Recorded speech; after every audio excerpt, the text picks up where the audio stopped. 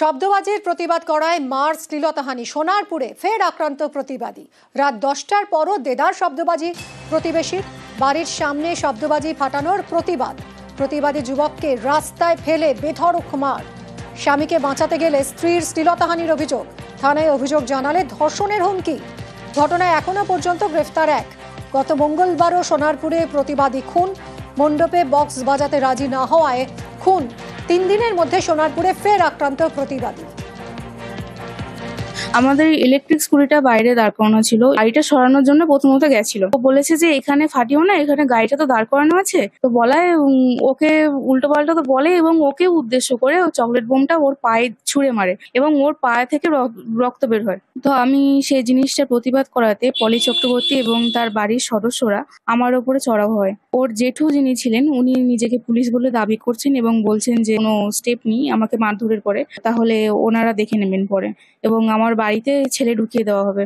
পলি চক্রবর্তী, ওর মা, জেঠিমা, ওর জেঠুরা আমাকে রাস্তায় ফেলে আমার চুলের মুঠি ধরে পুরো রাস্তায় মারে ধরে এবং কিল ঘুষি চড় থাপ্পড় এসব তো মারেই। আমার মা এবং আমার এক কাকু এসে আমাকে তখন বাঁচিয়ে নেয়।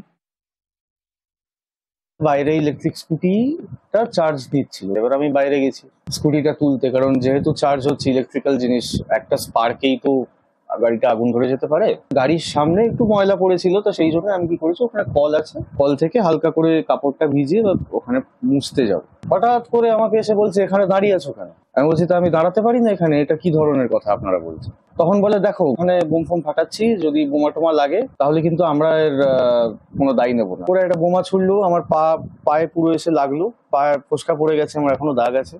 আর বললো এটা কি তোর বাপের রাস্তা? তারপরে আমার ওয়াইফ বেরিয়ে জিনিসটা ভিডিও রেকর্ডিং করতে গিয়ে ওকে প্রচন্ড ভাবে মারা হয়। হ্যাঁ, থানায় জানানো হয়েছে, লিখিত দেওয়া হয়েছে। জাল সার্টিফিকেট তদন্তে গ্রেফতার মূল পান্ডা। 450 জাল জন্ম সার্টিফিকেট, মৃত্যু সার্টিফিকেট তৈরির অভিযোগ। গ্রেফতার data entry operator Partha Saha. Kharibari হাসপাতালের ডেটা এন্ট্রি অপারেটর এই পার্থ সাহা, তাকেই গ্রেফতার করেছে পুলিশ।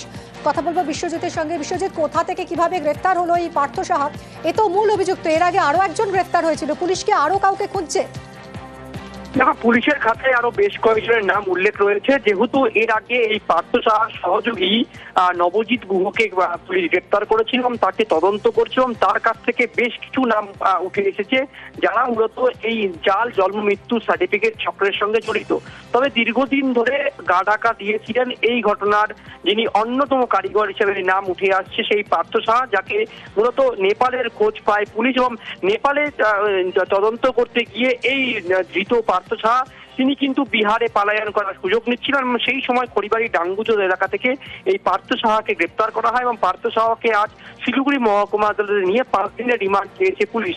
এবার পুলিশ পার্থ এবং নবজিৎ দুজনকে মুখোমুখি বসিয়ে জিজ্ঞাসাবাদ করতে চায়, কারণ এই যে জাল জন্ম মৃত্যু চক্রের কাণ্ড, এই পুরো ঘটনায় এখন অব্দি স্বীকারোক্তি দিয়ে পার্থ সাহা 450 খানা জাল জন্ম মৃত্যু সার্টিফিকেট তৈরি করেছে এবং তার বাবদ প্রত্যেকটি ক্ষেত্রে 10,000 টাকা নিয়েছে। কিন্তু শুধুমাত্র কি পার্থ সাহা বা এই নবজিৎ, না এর পেছনে আরো কোনো স্বাস্থ্য দপ্তরের কর্মী জড়িত রয়েছে তা তদন্ত করতে কিন্তু মুখোমুখি জেরা করতে চায় পুলিশ। আজ 5 দিনের রিমান্ড নেওয়া হয়েছে এবং এই পার্থ সাহার নামেও বেশ কিছু ভুরি অভিযোগ আগে থেকে হাসপাতালের মধ্যে ছিল। তবে হাসপাতাল কর্তৃপক্ষ দেখা যায় যে এই মাসে জন্ম মৃত্যু সার্টিফিকেটের দায়িত্বে যিনি ছিলেন সেই রেজিস্ট্রারকেও তো সাসপেন্ড করা হয়েছে। দেখো, একেবারে রেজিস্ট্রারকে আপাতত কাজ থেকে অব্যাহতি দেওয়া হয়েছে এবং তাকেও জিজ্ঞাসাবাদের জন্য গতকাল ডাকা হয়েছিল। সঙ্গে ব্লক স্বাস্থ্য আধিকারিক যিনি রয়েছেন তাকেও কিন্তু গতকাল জিজ্ঞাসাবাদ করেছে পুলিশ। তবে যেটা মনে করা হচ্ছে যে রেজিস্ট্রারের হাতেই এই প্রণয়ন করার দায়িত্ব। ধন্যবাদ বিশ্বজিৎ। এই পার্থ সাহা মূল অভিযুক্ত, তাকে গ্রেফতারের পর কি বলেছেন পার্থ সাহা শুনবো।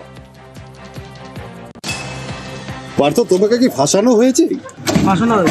মানে কারা ফাঁসালো তোমাকে? মানে রাজনৈতিক কিছু বুঝছো? পার্থ সাহা বলছেন তাকে ফাঁসানো হয়েছে। এসপি কি বলছেন শুনবো। ওই দেখুন, আরেস্ট হয়েছে আর কিছু লোকের নাম যদি বলে আমরা তাদের নাম খতিয়ে দেখবো। কোনো কিছু নতুন তথ্য আপনারা পেয়েছেন স্যার, মানে ইনভেস্টিগেশনের ক্ষেত্রে? ভালো কিছু লোক আছে, নতুন লোক পেয়েছি আমরা যে ইনভলভ আছে এর মধ্যে, তাদের আমরা দেখছি ইনভলভমেন্ট ভালো করে। কি বলছেন সিএমওএইচ শুনবো। পুলিশ এনকোয়ারি করছে পুলিশ, যেগুলো আমাদের কাছে জিনিস চাইছে নেসেসারি সেগুলো আমরা পুলিশকে দিয়ে দিচ্ছি। ওকে, তাও তো অ্যাকশন হবে, জাল যেগুলো প্রমাণিত হবে, যে কোনো জিনিস জাল ক্যান্সেল হবে, সেটা তো এখন বলতে পারছি না, ওটা স্টেট অথরিটি ঠিক করবে।